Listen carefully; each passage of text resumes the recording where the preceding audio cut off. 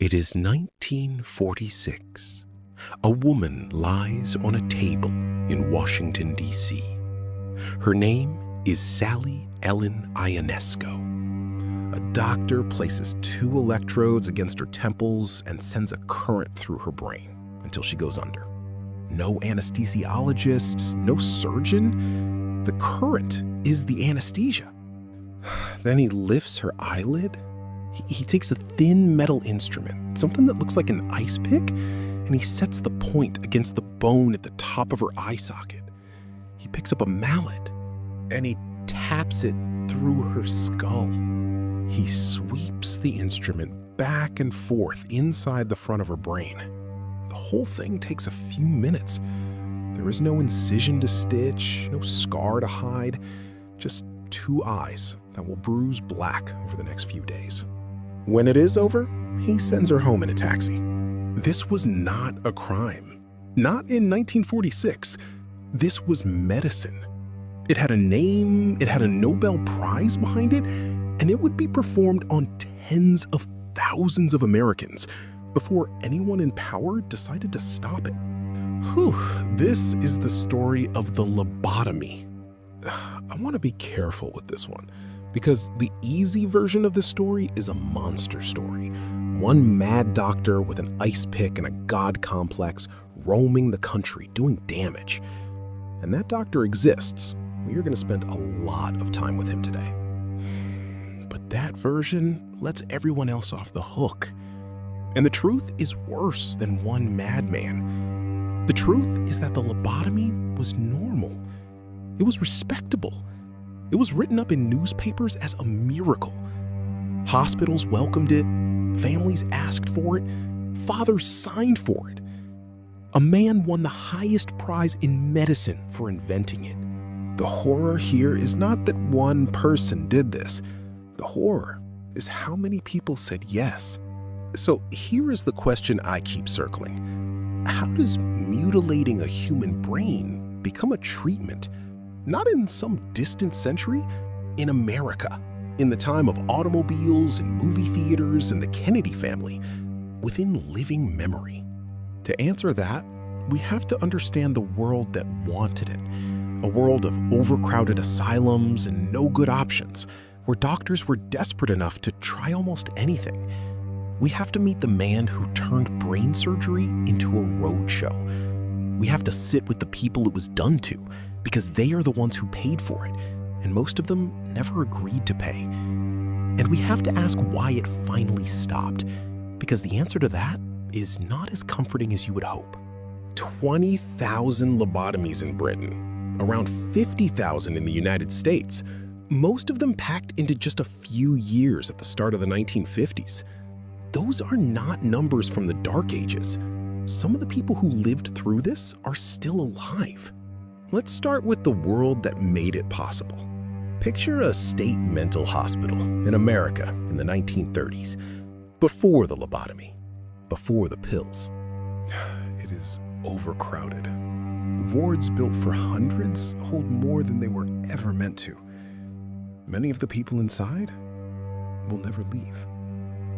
There's no medication that reliably touches psychosis or severe depression or the kind of agitation that exhausts everyone around it. The word people used for these places later was snake pit. Custodial institutions full of human beings nobody knew how to help. And the doctors in those buildings were not all villains. Hold on to that because it matters. Many of them were reformers. They wanted to do something. They were surrounded by suffering they could not fix, and that is its own kind of pressure. So they experimented. They tried inducing comas with insulin. Days of it. Patients dropped into unconsciousness with insulin and then pulled back.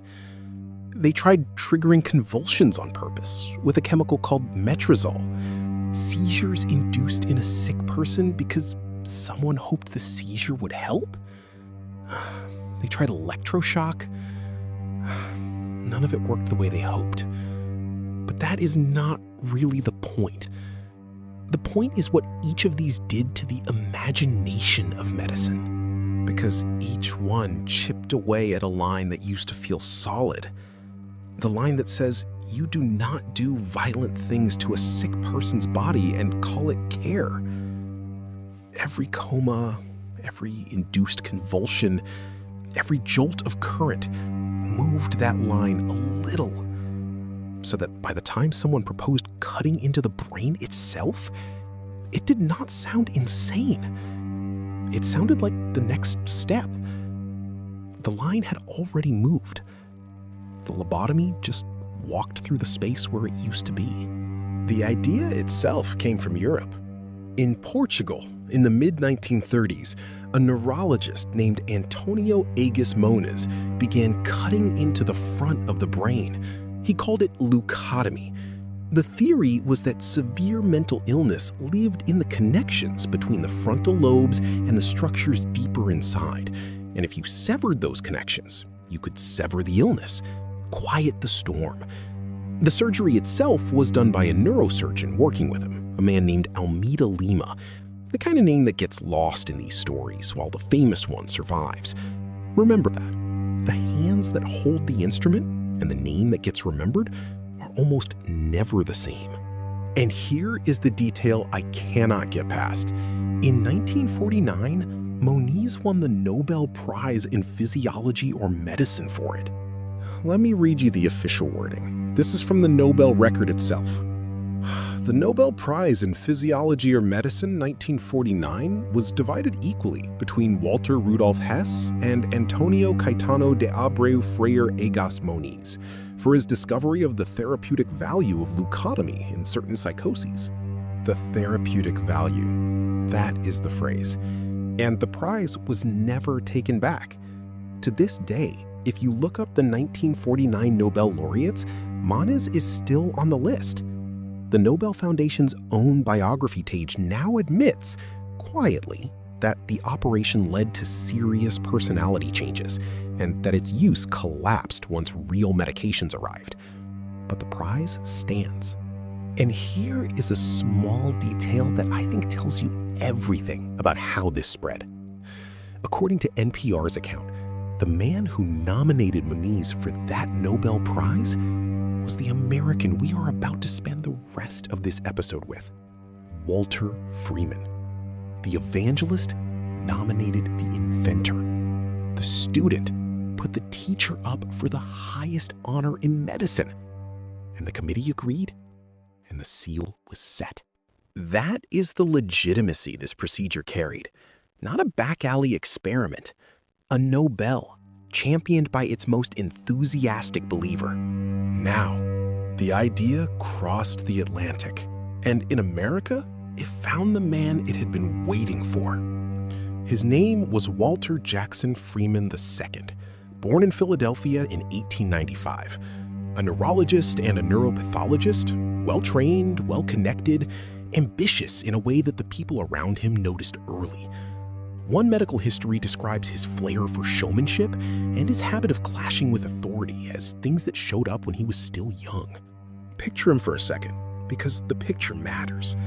Round glasses, a goatee, a cane sometimes, a taste for showmanship in how he dressed and how he spoke. Years later, Howard Dully, who was a child when he met him, remembered Freeman as looking a little like a beatnik. Warm, personable, the kind of man a child would not be afraid of, right up until the moment he should have been. I want to be precise about something because it is the key to everything that follows. Walter Freeman was not a surgeon. He was a neurologist. He studied the brain, he diagnosed disease, but he was not trained to cut into people. So in 1935, he brought in someone who was, a neurosurgeon named James Watts. In September of 1936, the two of them performed the first prefrontal lobotomy in the United States on a woman named Alice Hood Hammett. She was the first. Before her, in America, this had never been done to a living person. Watts did the surgery. Freeman directed the idea. They drilled holes in the skull, over the frontal lobes, and used an instrument to cut cores of white matter out of the brain. Cores. They removed cores of the connecting tissue, the way you'd take a sample out of an apple. It was real surgery, at least. Sterile field, operating room, a surgeon's hands. There was ritual to it, the recognizable ceremony of an operation. The things we do that say we understand the gravity of opening a human head. And for a few years, that is what the American lobotomy was. Slow, bloody, serious, rare.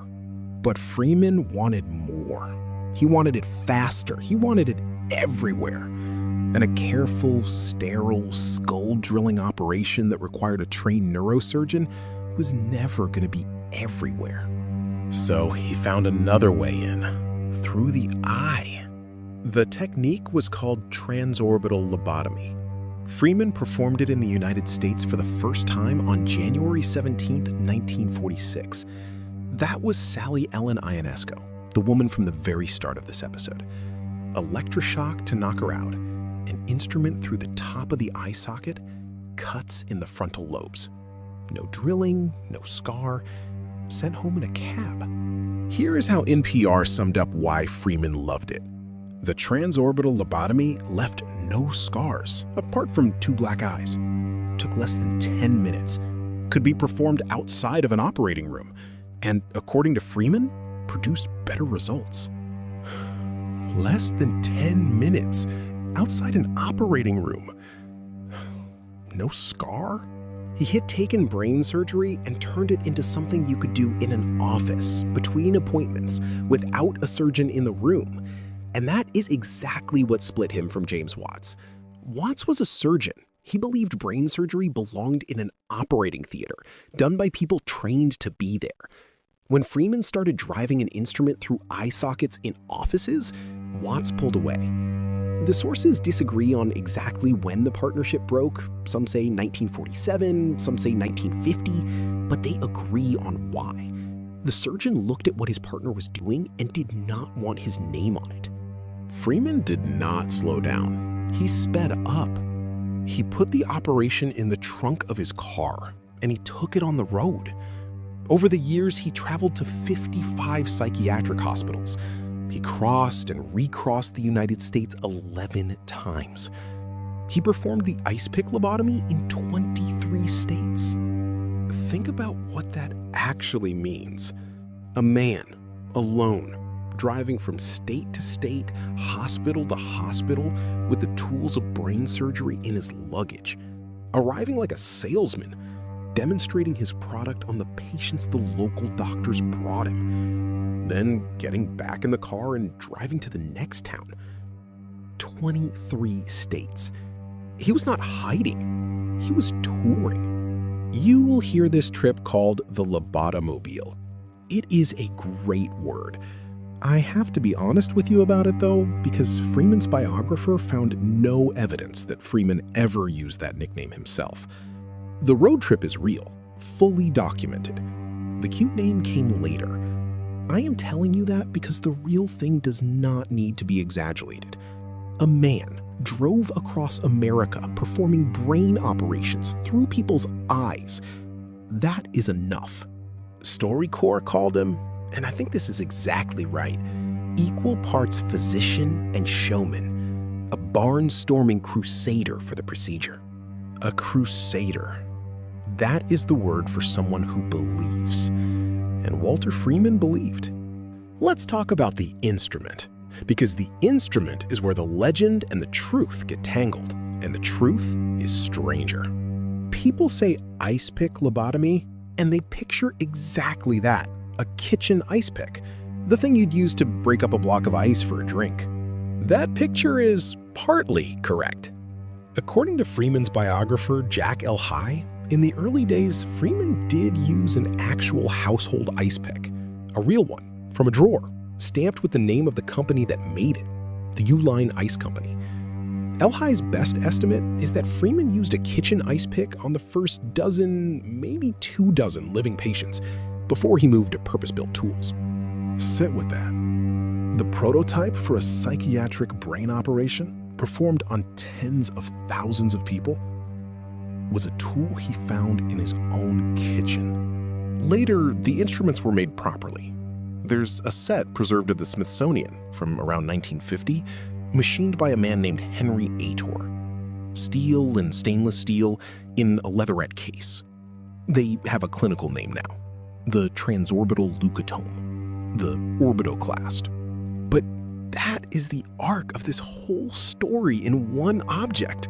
It starts as a thing from a kitchen drawer, and then it gets a case and a maker and a Latin name, and it becomes medicine. And there is one more thing about the design that I want you to sit with. The reason Freeman preferred going in through the eye was, in part, that it left no scar on the head. Just the bruising. 2 black eyes that would fade in a week or 2. Think about what that means as a feature. The old operation left a mark, holes in the skull, a sign that something enormous had happened. The new one left almost nothing to see. You could send a person back out into the world, and a stranger would never know that the front of their brain had been cut. The absence of evidence was the selling point. So, how did it actually go?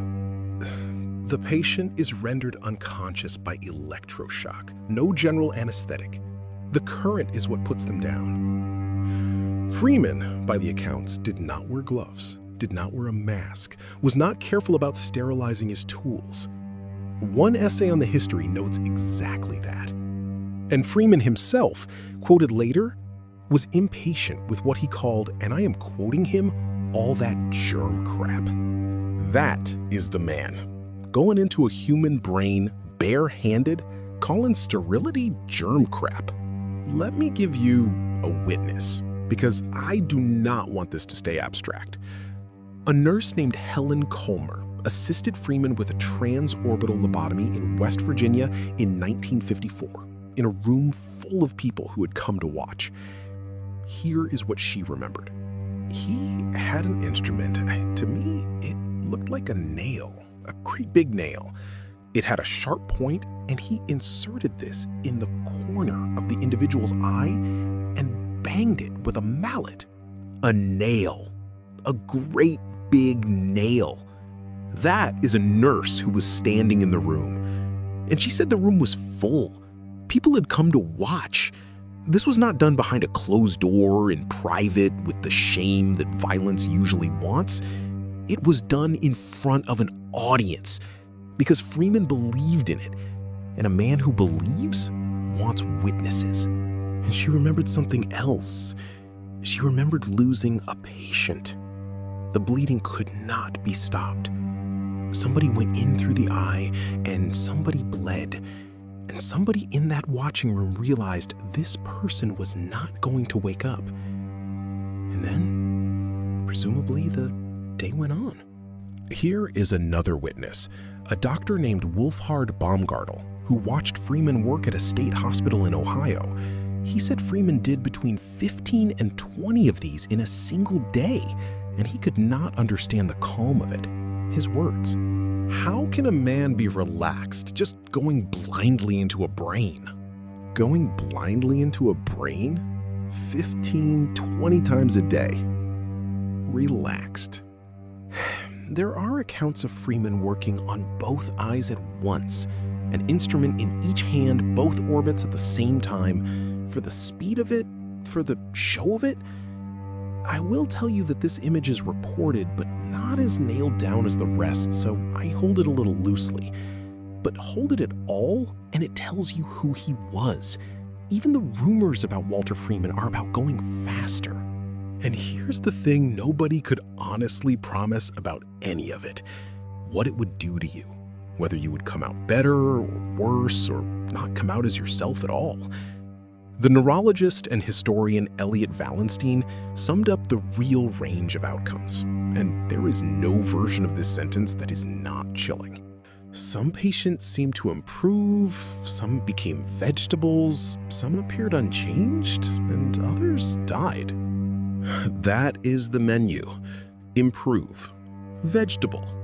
Unchanged. Dead. 4 outcomes. No way to know in advance which one you were buying. and people lined up, or more often, were lined up by someone else.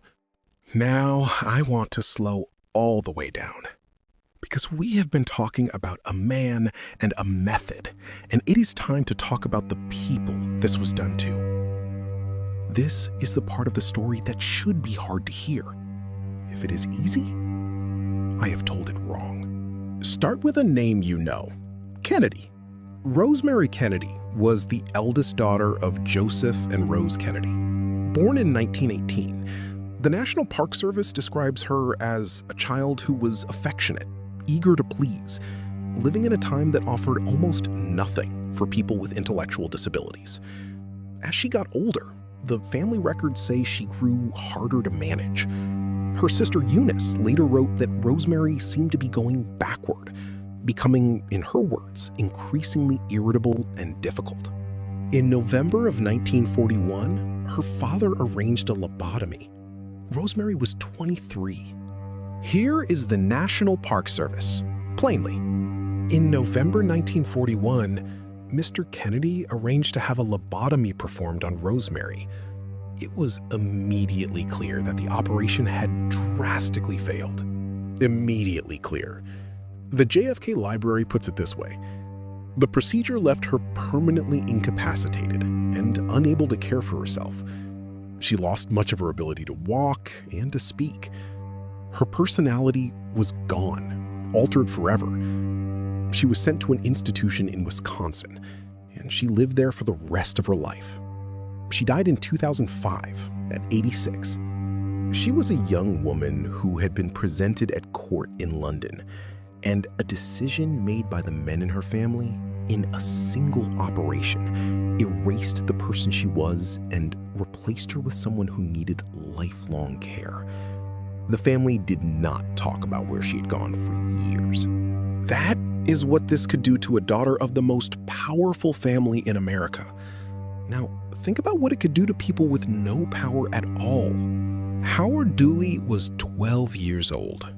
On December 16, 1960, Walter Freeman performed a transorbital lobotomy on him. 12, one of the youngest people ever to receive the ice pick operation. And the reason was not psychosis. The reason was a stepmother who found him difficult. When Dudley grew up, he went looking for his own records, and he found how Freeman had described him: a boy who daydreamed, who was defiant, who stole sweets, who fought with his brother, who rode his bicycle. Normal. The records also noted, and this is Freeman's clinical note about a child, a vicious expression. The hospital report describes the operation in flat language: a sharp instrument thrust through the orbital roof on both sides and moved to sever the pathways in the frontal lobe. That is a 12-year-old. Dudley spent years trying to understand what had been done to him. He even became the first patient to obtain a photograph of his own lobotomy. He had to look at the picture. When he reflected on the adults who allowed it, on a stepmother who took him to a doctor she had just met, he said this: "You meet a guy once, and you're gonna let him drive spikes in your son's head?" He also said something I think about a lot, about why he had to dig all this up, why he could not let it lie. This is my odyssey. Everyone has one thing they have to do before they die, and this is mine. He survived. He grew up, he lived, he told his story. Many did not get even that. There was Patricia Moen, lobotomized by Freeman in 1962. Her husband Glenn signed the release. In their interviews afterward, Patricia remembered Freeman warning her that she could come out of it a vegetable or dead. And Glenn, being honest in a way that is almost unbearable, admitted that one of the things he had been afraid of losing was his cook. That is the size of it. Personality, marriage, survival, and who would make dinner, all weighed on the same scale before someone put an instrument through her eye. And I have to tell you who, in general, ended up on that table, because there is a pattern, and the pattern is not an accident. The people lobotomized were overwhelmingly the people whose voices were already weakest. Institutionalized patients, women, children, the depressed, the disabled, the inconvenient. People described in the records as difficult. The stated purpose was always to relieve symptoms, but look at the effect again and again. And the effect was to make a person quieter, more manageable, easier for everyone who was not on the table. I want to be careful here because this is where myth can outrun evidence. The claim that women were disproportionately targeted is supported by the named cases and by scholars, though the exact numbers need careful sourcing. And there is a darker claim that lobotomy was used against gay people, which I have heard repeated. In the records I trust for this episode, I could not confirm a clear American case of that. So I'm going to leave it as an open question rather than a fact. The verified truth is grim enough without me reaching past it. This is the part where I expected to find a reckoning. I did not find one. The world did not just allow the lobotomy to happen. The world applauded. The press loved the lobotomy. The New York Times, back in 1937, called the operation a kind of surgery of the soul. The BBC, looking back, found that it was hailed as a miracle cure and described by doctors and the media both as something easier than curing a toothache. Easier than curing a toothache. That is how they sold cutting into a brain. And I want to resist the easy version again here because it would be satisfying to say everyone who pushed this was a cynic or a fraud. They were not. The BBC, looking back at the whole era, landed on something more uncomfortable. Their words, "The truth is more complex. Lobotomists were often progressive reformers, driven by a desire to improve the lives of their patients." Progressive reformers, people who thought of themselves genuinely as the good ones, as the modernizers rescuing patients from a lifetime in a locked ward. That is not a comfort. That is the warning. Because the people doing the harm did not feel like they were doing harm. They felt like they were doing good, and the culture around them agreed.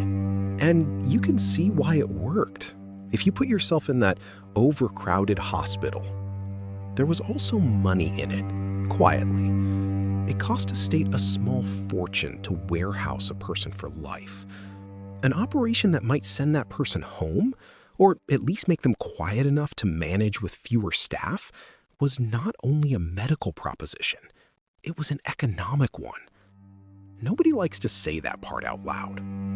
Here's StoryCorps on the appetite for it.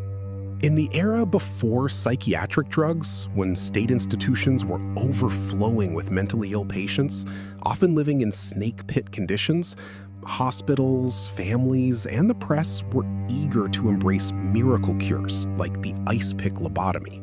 Hospitals, families, and the press, a coalition. Everyone wanted the miracle, so everyone agreed not to look too hard at the blade. Freeman understood this better than anyone. He kept photographs, he gave demonstrations, he turned operations into events, into proof. And the BBC notes something that has stayed with me. He kept boxes of thank you notes, Christmas cards from grateful families. That is the hardest part of complicity. It isn't that everyone was lied to. It is that some of them really were grateful. And the gratitude and the harm sat in the same box, in the same drawer, at the same time. Here is a fact that I think should be more famous than it is. The Soviet Union banned the lobotomy in 1950. 1950. A government not known for its tenderness toward the individual looked at this procedure and outlawed it. And meanwhile, in the United States, the operation was just hitting its peak. In the summer of 1952, Walter Freeman performed 228 transorbital lobotomies in 2 weeks in West Virginia. 2 weeks. So when we tell ourselves that conscience won, that medicine looked at this and recoiled, we should be honest. The Soviets banned it years before America stopped. And America did not really stop because of a reckoning. America stopped because of a pill. In 1954, a drug called chlorpromazine, sold as Thorazine, arrived.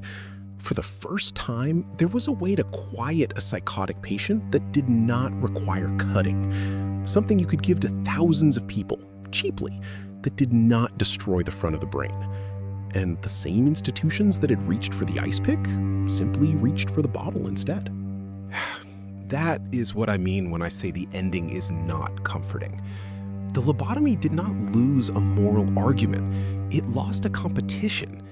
A better technology came along for managing people, and the blade was put down because the blade was no longer the most efficient tool. The appetite to make difficult people quiet, that never went anywhere. It just found a new instrument. Freeman kept going as long as he could. His last transorbital lobotomy was in February of 1967 on a longtime patient named Helen Mortensen. It was the 3rd lobotomy he had performed on her. She died of a brain hemorrhage, and after that, finally, he was banned from operating. He died in 1972. Cancer. 76 years old. So, what do we do with all of this, now that it is over? The first temptation is to say that medicine should never take risks, never cut, never gamble on a desperate patient. That is the wrong lesson, and it is too easy. There are operations on the brain today, narrow, careful ones, for things like severe obsessive-compulsive disorder and depression that nothing else has touched.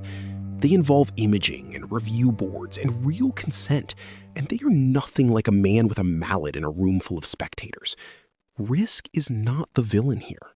The villain is the formula. And the lobotomy gives us the formula exactly. Authority plus desperation plus weak evidence plus patients who cannot say no. Put those 4 things in a room together and you can manufacture almost any horror and call it treatment. That is the warning the ice pick leaves behind. Not don't try things, but watch who has the power and watch who has none when you decide what counts as a cure. And the scale should not be allowed to soften with time. Around 50,000 lobotomies in the United States, more than 20,000 in Britain, stretching as late as the 1970s, tens of thousands more across the world. Photographs that survived, records that survived, survivors who had to go and read what was done to them in the dry handwriting of the men who did it. The instruments survived too.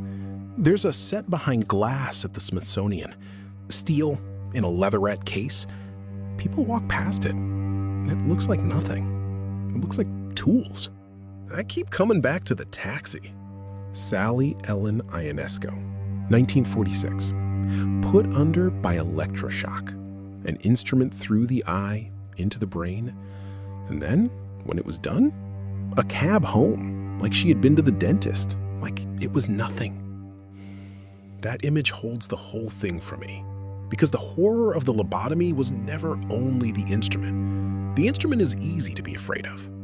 The harder fear is the taxi, the ordinariness, the way an entire society agreed that this was a normal Tuesday, the newspapers calling it a miracle, the families saying thank you, the prize committee in Stockholm, the cab idling at the curb. A doctor who watched Freeman work said the operation was no more subtle than a gunshot to the head. And he was right about the violence, but a gunshot, at least, everyone recognizes as violence. This came with a Nobel and a thank you card. I'll leave you with something a neurosurgeon named Henry Marsh said, looking back on all of it. I don't think it's an excuse. I think it's a warning. This business of dividing doctors into heroes and villains is wrong. We are all a mix of both. We are a product of our time, of our culture, of our training. A product of our time. That is the thing that should keep you up. Walter Freeman was not from another planet. He was a clever, ambitious, charming man, and his culture told him he was helping. And a great many people agreed with him, and he believed it right up to the end. So here is the question I cannot put down. Not how could they? They're too easy to convict, the people in the white coats and the crowded rooms. The question is the other one.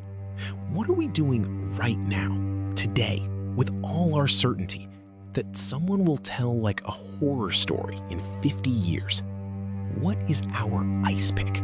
What is our taxi home? I don't have the answer. I'm not sure I want it. I'm A.M. Blackmere. Thank you for listening.